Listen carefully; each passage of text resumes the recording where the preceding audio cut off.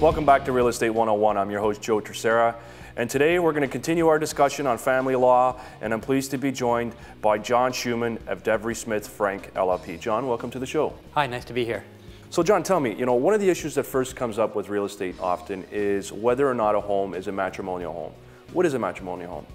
Yeah, a matrimonial home can cause a lot of problems in real estate transactions if it's not dealt with properly. A matrimonial home is any home where a husband and wife have lived together and used as the matrimonial home, which means they have used it as their family home.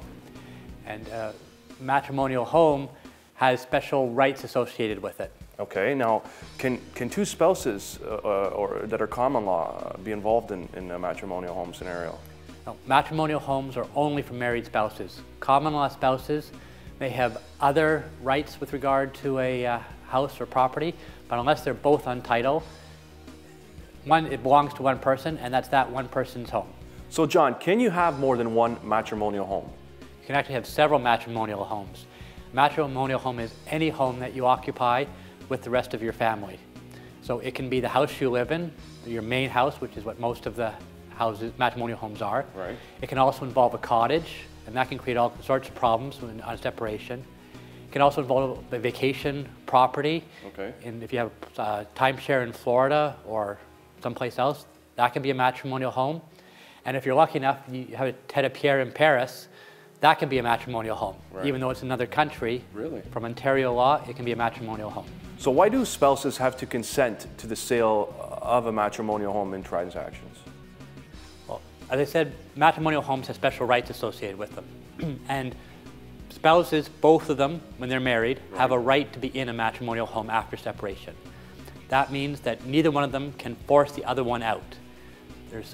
A court can force someone out, or the parties can agree that someone's going to move out, but other than that, they're both allowed to stay in the home. Because some people try to get around that by, and this is a long time ago, by selling the house to get their spouse out of it. Right. The Family Law Act actually says you can't sell a house, you can't mortgage a house, you can't encumber a house, because these are all things that someone could conceivably do to have the house fall into someone else's hands and get their spouse out of it. So whenever someone wants to sell a house or mortgage a house or remortgage a house or have a secure line of credit against a matrimonial home, they have to get their spouse's consent.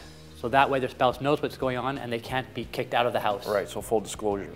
That's right. Okay, so that was actually going to lead into my next question.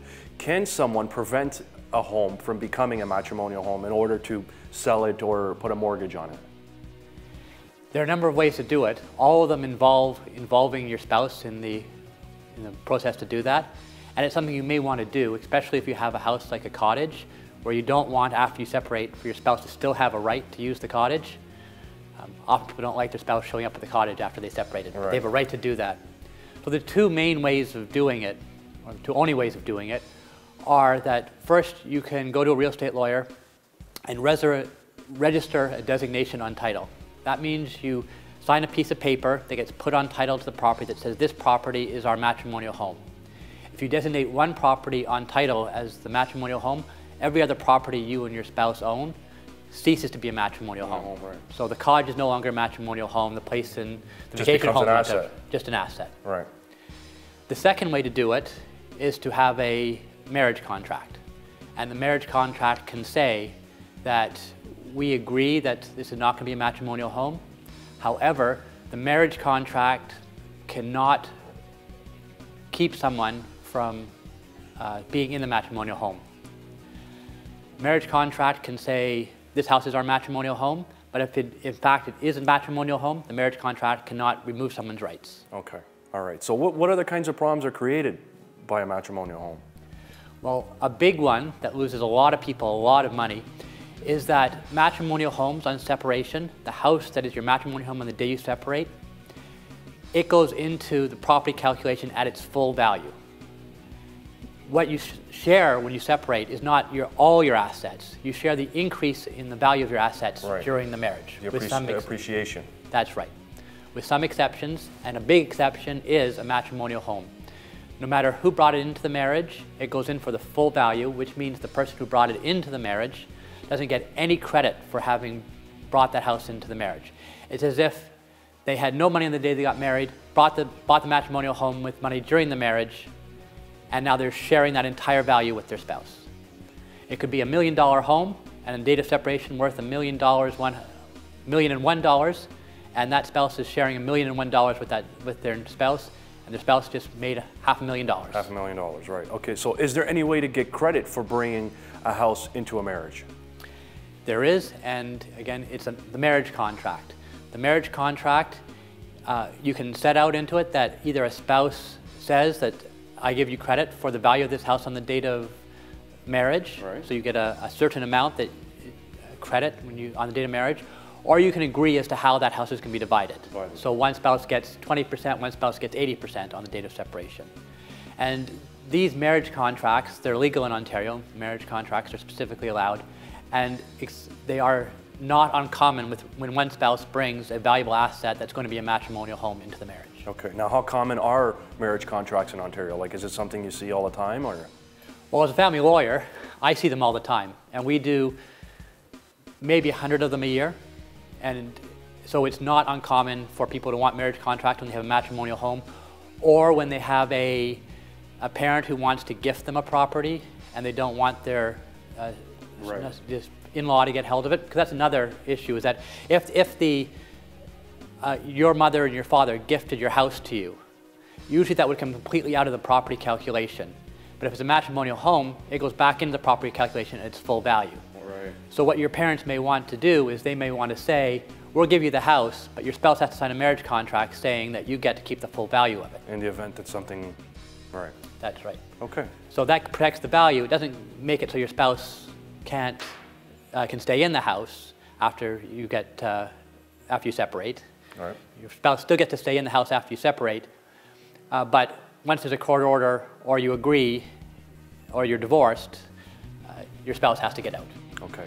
So can anybody do a marriage contract themselves, by him or herself? Well, technically they can. You can have a marriage contract, and as long as it is in writing, signed and witnessed, it can be a marriage contract. To have the court enforce a marriage contract, the court looks at some additional things. Three things specifically. The first of those is whether the parties understood the contract. Right, at the time of signing it. At the time they signed it. And to understand a contract, judges just assume that you need a lawyer. So you have to have a lawyer explain the contract to you so you understand all of what's going on. A lot of people might not have known these rules about matrimonial homes before and signed a contract that gave away a lot of money. And the judge will say, if you didn't understand that, contract's not worth anything. You should have seen a lawyer. Right. The second thing is there has to be full financial disclosure, which means you have to tell your spouse how much you make, all your assets, and all your debts. So they have some idea of what your position is. It works into the understanding part of the contract, because if your spouse doesn't understand how much money you have, they may not know how much they're giving up with the contract. Right. And the third thing is you can't violate the law of contract, and you can't have negotiations that occur in unfavorable situations. So there's a real imbalance of bargaining power. You can't sign a marriage contract generally within a month of the wedding, because your focus in the month before you get married is on getting married, not on the contract. And you can't do things with the contract that you're not allowed to do, like agree to sell someone else's property. But if you have a lawyer, you're not going to run afoul of any of those rules. All right. Okay. So for today's final question, let's say two people, they're about to get married, they're in love. What would you say? How difficult is it for them to discuss a marriage contract before getting married? It is a very unromantic thing to do, and a lot of people come in kind of sheepish, saying, "I think I need a marriage contract, and my wife or my husband-to-be is not going to really like the idea, or I'm not sure if they like the idea. I haven't even talked about it yet." It's less a problem for people who are on their second marriage or people who are getting married later in life because they know the financial realities and are thinking more about it. But for young couples, it can be a real difficult topic. Fortunately, with young couples, they usually don't have a lot of money to start off with, and it's usually someone's parents who are saying they need a marriage contract, and that can make it a lot easier to tell your spouse, look, we're going to get all this money, or we're going to have use of this property, but my parents say you have to have a marriage contract. And marriage contracts are contracts of utmost good faith. It's assumed at the beginning of your marriage that you and your spouse are looking after each other. So the contract should be fair, and it should recognize the situation and make things better for both of you. But again, having parents who you can blame it on makes it a whole lot easier. Right. We find that people who come into our office looking for marriage contracts have really given a lot of thought about what it means to be married. And they're not getting married sort of out of pure emotion. They're not sort of swept up in the whole thing. They've given some thought to it. And so it's with good intention. It's good intention. And that seems to indicate that they've thought about what they're going to do when they get married. And that's a good indication for the marriage. Some people say that if you're going to have a really bad negotiation about your marriage contract with your fiancé, what's going to happen when you separate? Yeah. Is that going to go really badly too? And what's it going to like in between? If you can't talk to them about this beforehand, are you going to be able to have any serious conversations with them when something bad happens during the marriage? All right, John, thanks very much for coming on today's show. Hey, thanks for having me. If anybody has any more questions, they can get in contact with John Schuman at Devry, Smith & Frank, LLP. I'm your host, Joe Terceira. Thanks for watching, and we'll see you next time.